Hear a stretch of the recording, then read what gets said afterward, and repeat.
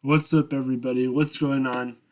Kotax here. Today we're on a brand new video, if statements in Python. If you're dropped by the stream for if statements, this is completely different because the stream recording was super laggy, so we gotta redo it. And this time, you may realize that we have our environment in Google Colab. So Google Colab is probably how we're gonna post the notes because I think it's a mutual agreement between our whole team to just have this is a little bit cleaner and you can see the notes kind of as we go. So yeah, let us know in the comments if you like this change.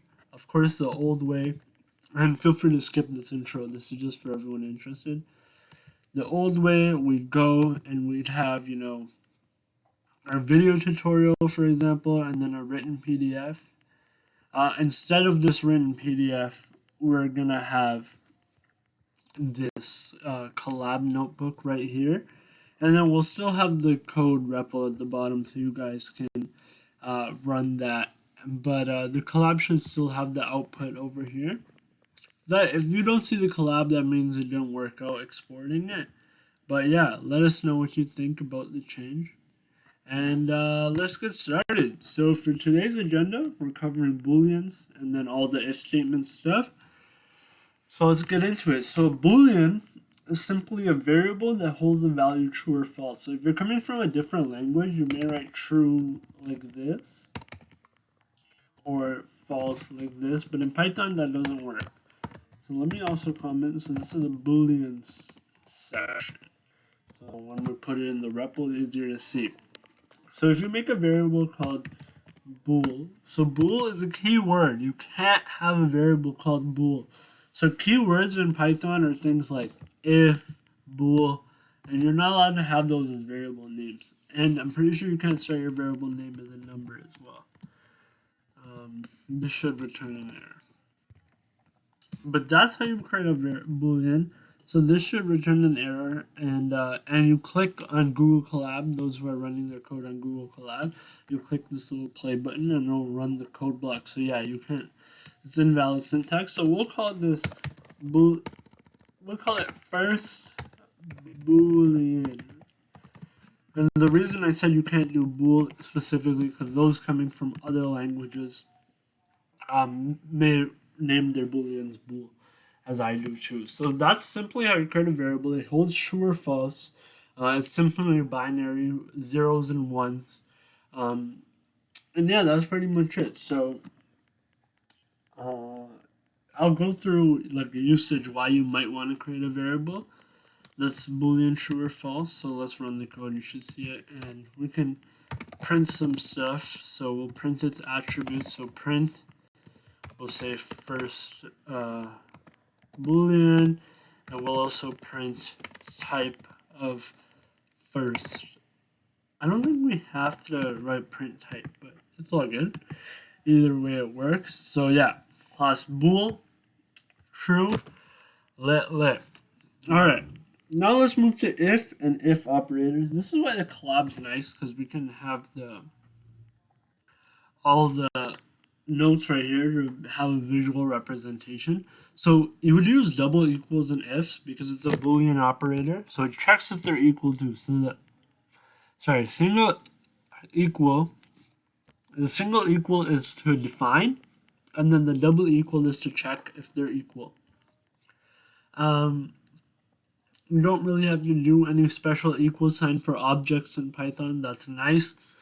And then here is less than, greater than, not equal to, greater than, or not equal to.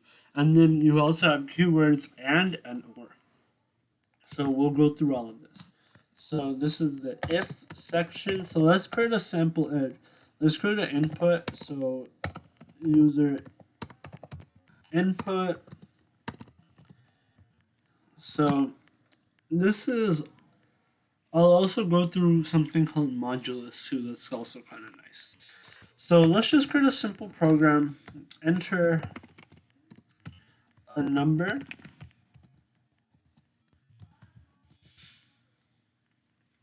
So let's try using, for example, equal. So if USR input is equal to 10, print you guess my number. So you guys can run that code in the repo, or if you're typing along. So enter a number, let's just say 10, it'll return true, you guess my number. But if we run it again, and for example we write 9, you'll see it prints out nothing because this statement was false. Therefore, the code block underneath does not run. Important, you'll see that I've put a tab here. So if you didn't put a tab, it'd return an error. So the tab indicates to Python that this goes under the parent statement above. So it's dependent on the condition above, and this is code blocks in Python. Okay, so let's experiment. So greater than equal to, you can all experiment that by yourselves, but we'll do some of that with that. So this is just simple condition. So let's use like a little bit of a complex condition. So condition with and or. So if use our input is less than 5 and, or we'll say less than 20, and USR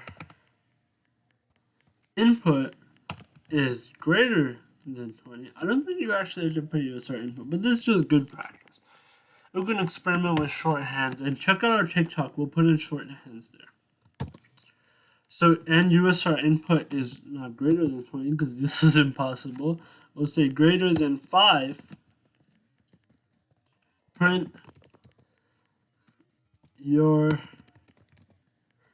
number is in the sweet spot. So let's run this code. So let's do 10.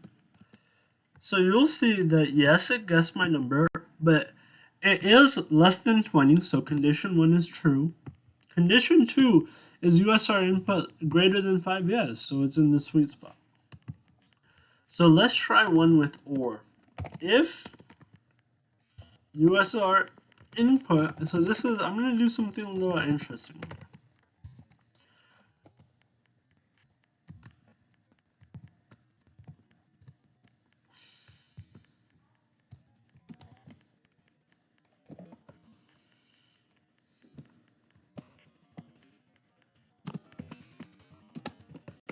Okay, so over here we're using OR. So OR means only one of the two conditions has to be true.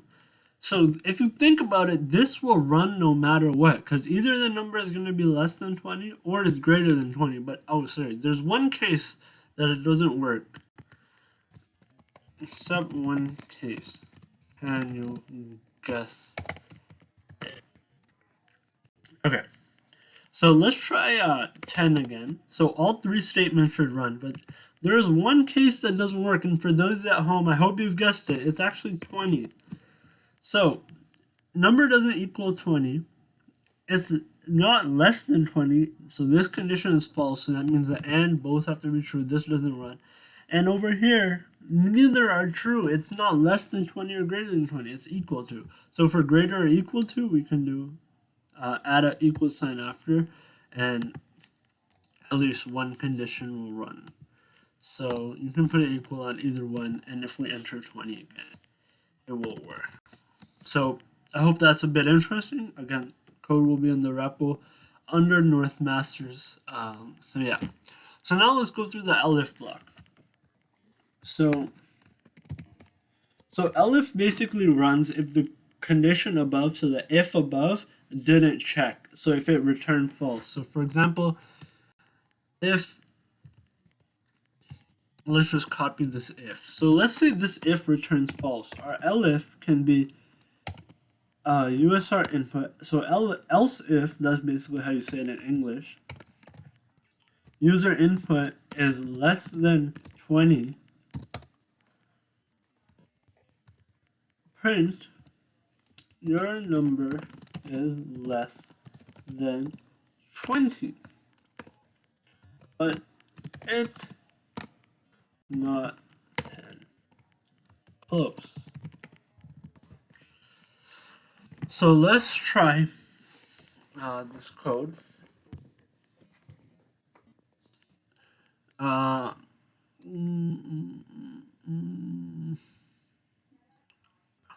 so this will just use the code from above, the USR input entered above. So I changed this to an equal to so we could get one change. So basically just the USR input, we gave 20 here, so it's just using 20 here. You can put this code again through, it's all good. Either way, it's fine. So yeah, you can see how else ifs work. If the top ran, for example, if we did, okay, let's just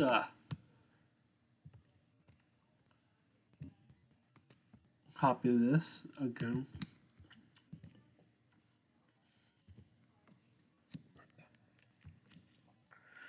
So you guess my number, and you'll see the second doesn't run, because if it's true, the else if doesn't run. So if you want both lines to run, you want to change this to an if. Remember that. So I'll just write that in the note. If you want both to run, either use and or make the elif into a if. So yeah, now let's go through nested ifs. We're almost done. I hope you're enjoying the tutorial so far. So nested if, sometimes for readability or functionality, you may need to nest if. So put an if inside an if. So for example, if you get code, let's create a variable called old. So let's first nested ifs. So let's get a variable, for example, code input, and let's just get another int. Enter a number.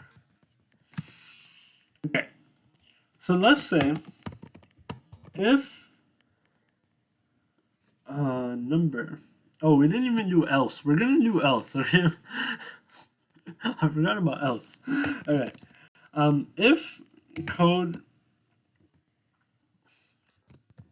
input is less than 100, and then you could do an or here, but you could also put another if underneath here and say like if code input is less than 20, then say print nice, and then else print. I'll explain what else does. Just type with me. Bad. Okay. So this is kind of nice. You might want to do multiple things with the else at the end. I'll explain what else does. But that's just a nested if, like an if inside an if. I just wanted to let you guys know that you can do that. So it prints out bad. So basically the flowchart would kind of be like, is it less than 100? Yes. Then check, is it less than 20? No. Then do the else, right? So before I forget, okay, let's just create a little section called else. So else runs if every block above returns false. Okay. I'm sorry to else. I love you, else. Okay. So else. So if you have whatever, let's just copy this one.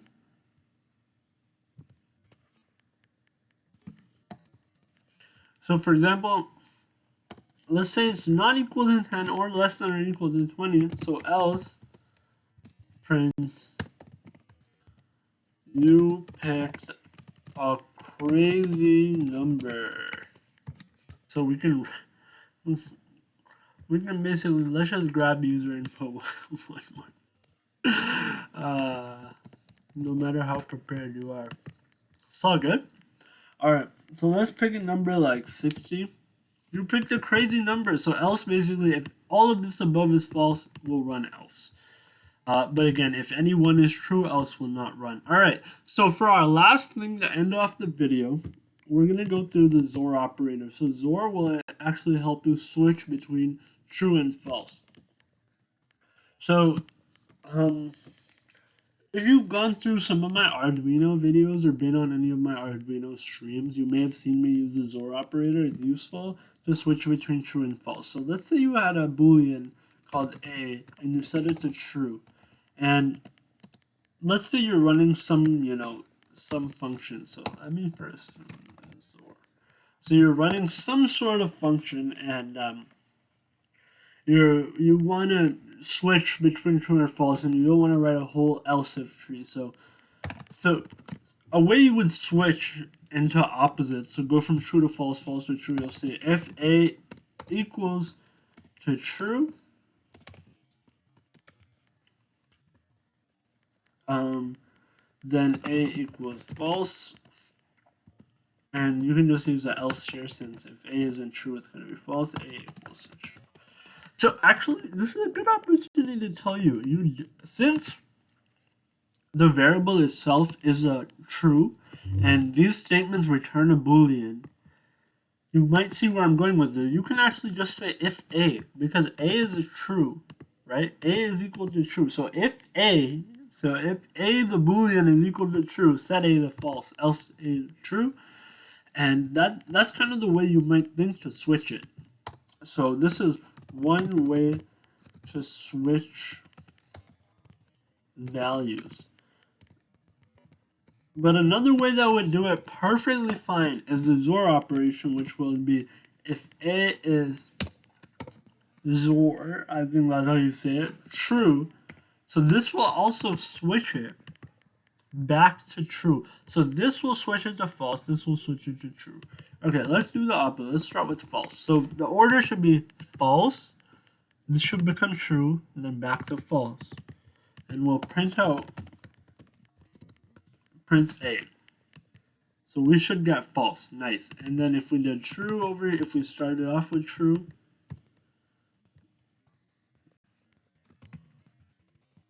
other way to switch. So if we started off with true, and you'll see it's true. Anyways, that's it for today's video. I hope you enjoyed it. Lots of stuff.